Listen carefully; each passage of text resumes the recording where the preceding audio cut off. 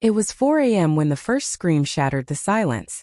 A desperate, angry cry from outside my door, echoing through the cold air like a siren of guilt and fury.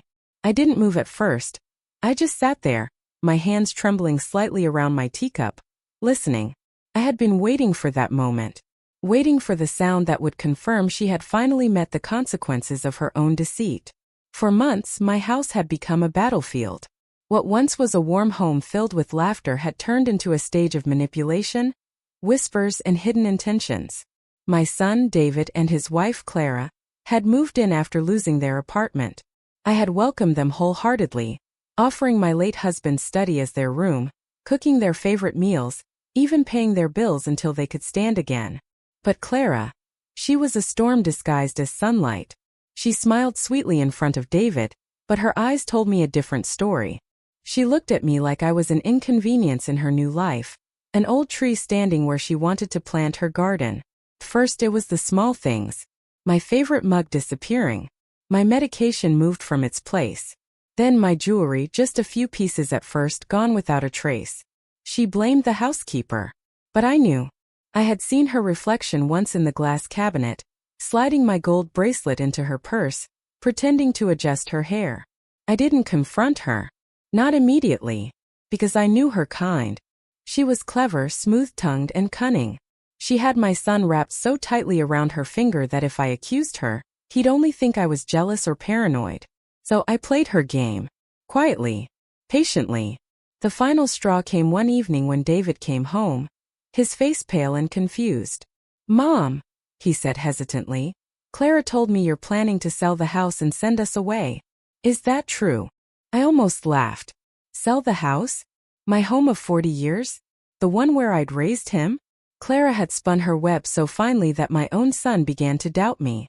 I told him the truth, of course, but his silence said it all. He didn't believe me, not fully. That night, as I sat alone in the living room, I realized something crucial. I had been too kind, too forgiving. Clara had mistaken my patience for weakness. And weakness was something I could no longer afford. So I made a plan.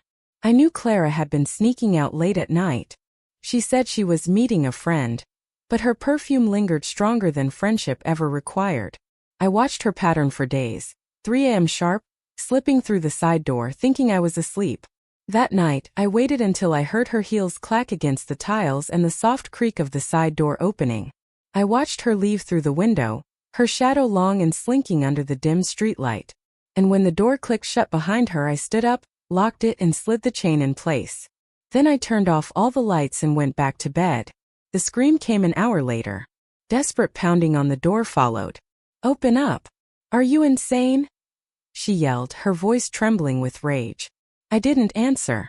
I just let her stand there, barefoot in the cold November air, realizing that her little kingdom had crumbled. When David rushed downstairs, confused and alarmed, I was already awake, pretending to have been startled. "What's happening?" I asked softly. "It's Clara. She's outside," he said, rushing to the door. But I placed my hand on his arm. "David," I said calmly, "before you open that door, maybe you should ask her where she's been coming from every night." He froze. The silence that followed was heavier than the morning fog. Clara's voice, now weaker, pleaded through the door. "David, she's lying. Please open the door." But David's eyes were on me. And something in his face changed, recognition, perhaps, or the slow unraveling of denial. "What do you mean, Mom?" he asked. I pointed to the camera on the mantelpiece. I said quietly, I stopped being blind a long time ago. Inside that small device were recordings, weeks of them. Clara leaving, returning, stealing, lying. I had been patient enough to gather every ounce of proof I needed. David's hands trembled as he played the first clip.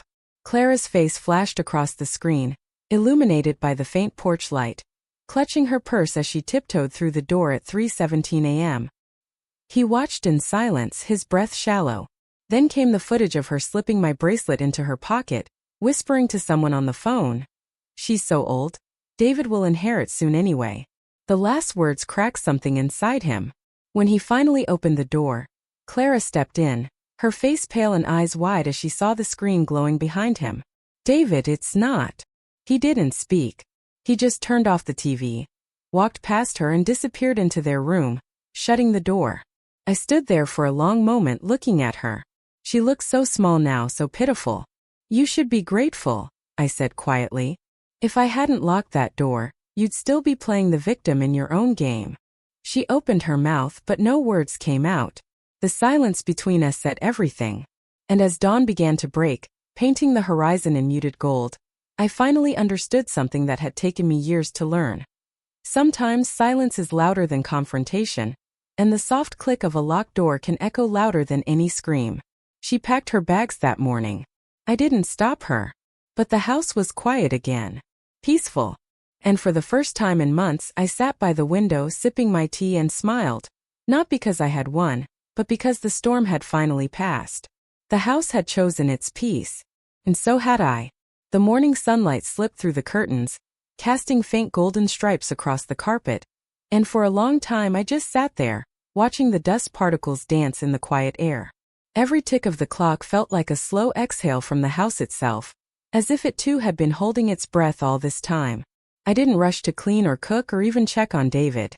I simply wanted to sit in that moment of stillness, the kind that comes only after chaos has burned itself out. But peace has its own fragile nature. Around noon, I heard the soft creak of David's door. He stepped out, his eyes swollen, his expression empty. I had seen that face before. The look of someone who just had the foundation of his world torn away. He didn't say a word at first. He just stood there, leaning against the wall, staring into space as if the silence between us might give him answers. "Did she leave?" he asked finally, his voice low, almost afraid of the answer. "Yes," I said. "She packed her things and left an hour ago. Didn't say where she was going." He nodded, his throat tightening as he swallowed hard. I don't understand. How could she do that? How could she lie like that for so long?" There wasn't much I could say to ease that kind of pain. Betrayal never arrives with warning. It just rips through the calm like a sudden storm, leaving you drenched and shivering before you even realize it's raining. I walked to him slowly, placing my hand on his shoulder. "Sometimes love blinds us, David. It makes us see people the way we wish they were, not the way they are." He nodded again, eyes glistening, and I could feel the heaviness in him. The truth is, no matter how much proof I'd gathered, seeing her betrayal laid bare had broken something inside him that only time could mend. He didn't go to work that day. Instead, he stayed home, moving from room to room in silence, as though the house still carried traces of her he needed to erase. Every so often, I'd hear him open a drawer, close a door, or sigh softly to himself. By evening, he came to the kitchen where I was making tea. "She called me," he said quietly. I didn't turn around right away. "And?" "She said she's sorry. Said she was desperate. That she only took the things because she felt small here." His words trailed off, heavy with confusion. "She said you never liked her." I placed the teapot down and turned to face him. "That's not true. I wanted to like her, David. I tried. But she made it impossible when she turned this home into a place of lies." He rubbed his temples. "She wants to meet. To talk." My chest tightened slightly. "Do you want to see her?" He hesitated.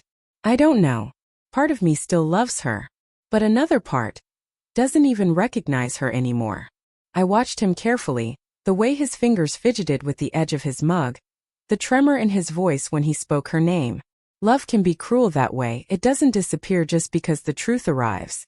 It lingers like a stubborn echo, reminding you of what once felt real. "If you do meet her," I said softly, "go with your eyes open this time. Don't let her twist the truth again." He looked up at me, the pain in his eyes mixed with something else, respect maybe, or understanding. "You've always been stronger than I realized, Mom." I smiled faintly. Strength is just what's left when you've been through enough pain to know silence hurts less than shouting. The next day he went to meet her. I didn't ask where. I just watched him leave, clutching his car keys like a man walking into the last chapter of a story he wasn't sure he wanted to finish.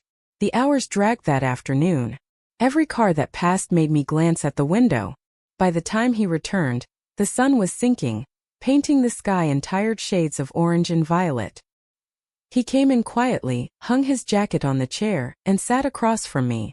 His face told me everything before he even spoke. She's gone, he said. Really gone. She's moving out of the city. Said she needs to start over. I nodded. Maybe that's for the best, for both of you.